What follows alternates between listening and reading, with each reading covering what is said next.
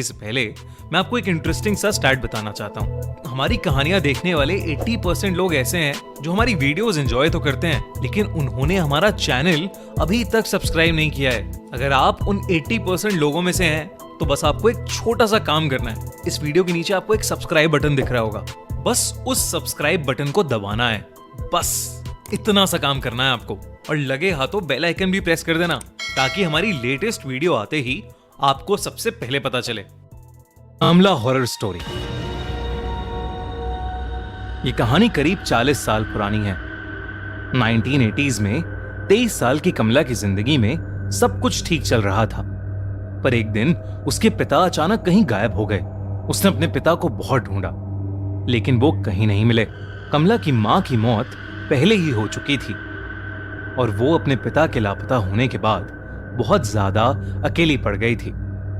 जब कई कोशिशों के बाद भी उसके पिता नहीं मिले तो सबने उन्हें ढूंढना ही छोड़ दिया और हार मान ली। इतनी टेंशन के बीच कमला का ध्यान रखने वाला कोई नहीं था, इसलिए कमला के चाचा चाची ने उसकी शादी प्रभाकर परिवार के बड़े बेटे अजीत से कर दी, ताकि कमला का ध्यान रखने के लिए हमेशा कोई हो। अजीत ने कमला को उसके मुश्किल समय में संभाला और वो थोड़ा बेहतर महसूस करने लगी। कमला अपने नए घर में अपनी नई जिंदगी से एडजस्ट करना सीख रही थी और धीरे धीरे खुश होने भी लगी थी। सारा परिवार उसे बहुत प्यार देता था और उसका ख्याल भी रखता था, खासकर उसका देवर राजेश। पर धीरे धीरे चीजें बदलने लगी। एक दिन जब कमला सो रही थी तो उसकी अचानक किसी के रोने की आवाज से नींद खुल गई।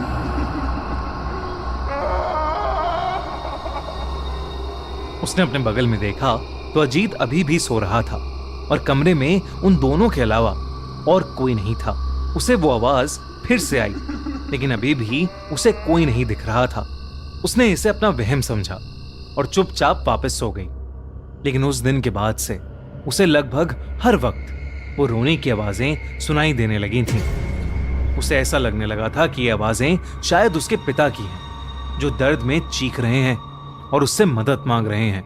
कमला अब घबरा चुकी थी और उसने ये बात अजीत और रजनीश को बताई।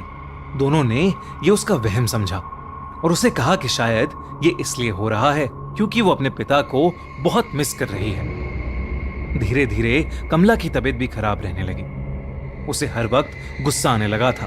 वो छोटी छोटी बातों पर चिढ़ जाती थी और अगर उसे कोई किसी भी चीज के लिए मना करता तो वो उसको जान से मारकर खाने की धमकी देने लगी थी।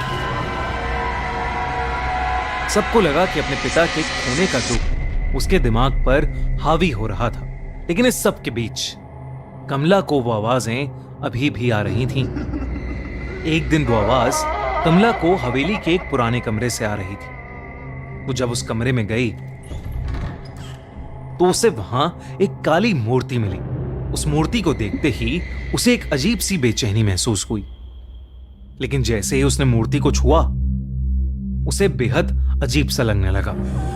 उसे घुटन महसूस होने लगी और उसे सांस लेने में अचानक बहुत ज्यादा तकलीफ होने लगी। कमला ने घबराकर उस मूर्ति को वापस नीचे रख दिया। कमला को डर लग रहा था और वो कमरे से बाहर ही जा रही थी कि उसके पैर में कुछ भारी सी चीज आकर लगी। जब कमला ने ध्यान से देखा, वहां एक इंसानी खोपड़ी, एक स्कल उसके पैरों में पड़ा था। तब कमला को देखा कि उस कमरे में कुछ और भी चीजें पड़ी हैं। उस कमरे में ढेर सारी इंसानी हड्डियां इधर उधर पड़ी थीं और हर जगह खून ही खून था। वो जब उस कमरे को और ध्यान से देखने लगी तो वहां उसे एक खत मिला।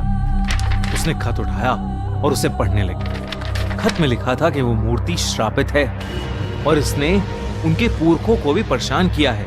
ये सब पढ़ते ही कमला को अपने पिता की चीख सुनाई दी और वो मूर्ति अपने आप जोरों से हिलने लगी। कमला को एक अजीब सा भारीपन महसूस होने लगा, जिसके बाद वो एकदम से बेहोश हो गई। कमला ने जब अपनी आंखें खोली तो वो अपने कमरे में ही थी और सब परिवार वालों ने उसे घेर रखा था।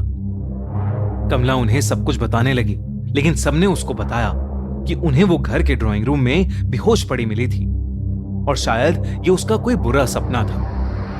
उन्होंने कमला को दवाई दी और उसे सुला दिया, पर उस रात कमला हमेशा हमेशा के लिए बदल गई। अजीत बाकी रातों की तरह डिनर के बाद वॉक करके कमरे में आया तो उसने देखा कि कमला बिस्तर पर नहीं, बल्कि कमरे के एक अंधेरे कोने में दीवार की तरफ मुंह करके जोर जोर से हंस रही है।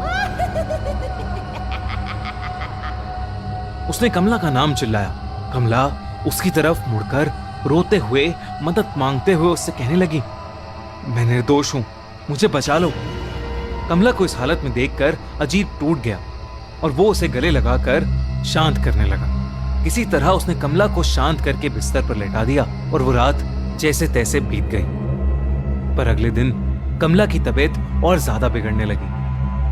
अगर कोई भी उसका नाम लेता तो वो उसकी तरफ मुड़कर उसे जान से मारने की धमकी देती। कमला की शक्ल भी अब बदलने लगी थी। धीरे धीरे उसका चेहरा सफेद पड़ने लगा था, आंखों के नीचे काले गड्ढे हो गए थे और वो पागलों की तरह बिहेव करने लगी थी।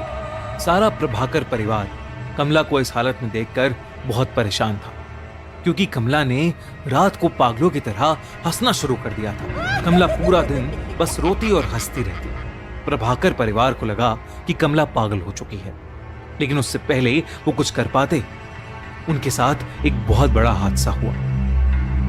एक दिन शाम को कमला के ससुर अपने रूम में बैठकर चाय पी रहे थे, जब उन्हें एकदम से अपनी पीठ पर ऐसा महसूस हुआ कि जैसे उनकी पीठ में कोई नुकीली चीज घुसा दी। उन्होंने दर्द में जब मुड़कर देखा तो कमला वहां खड़ी पागलों की तरह हंस रही थी। कमला के हाथों के नाखून कमला के ससुर की पीठ के अंदर थे। कमला के ससुर ने जोर से चिल्लाया और सब कमला को कंट्रोल करके अंदर ले गए और उसे उसके कमरे में ले जाकर उसे बेड से बांध दिया। लेकिन देर रात अजीत ने देखा कि कमला बिस्तर में थी ही नहीं। उसने बाहर जाकर देखा तो कमला भागती हुई उसके ससुर के कमरे में घुस गई। अजीत कमला को पुकारता हुआ उनके कमरे में घुसा, पर इससे पहले वो कुछ कर पाता, कमला ने अपने ससुर को पकड़ लिया और बिना कुछ सोचे समझे उन्हें जानवरों की तरह मारकर उनके शरीर का मांस नोचने लगी और फिर उसे खाने लगी। पूरा घर चीखों और डर से गूंज उठा, लेकिन कोई भी कमला को रोक नहीं पा रहा था। अजीत और उसकी मां ने कमला को उनके पिता की लाश के साथ लॉक कर दिया। उन्हें कुछ समझ नहीं आ रहा था और अंदर कमला पागलों की तरह चिल्लाई जा रही थी।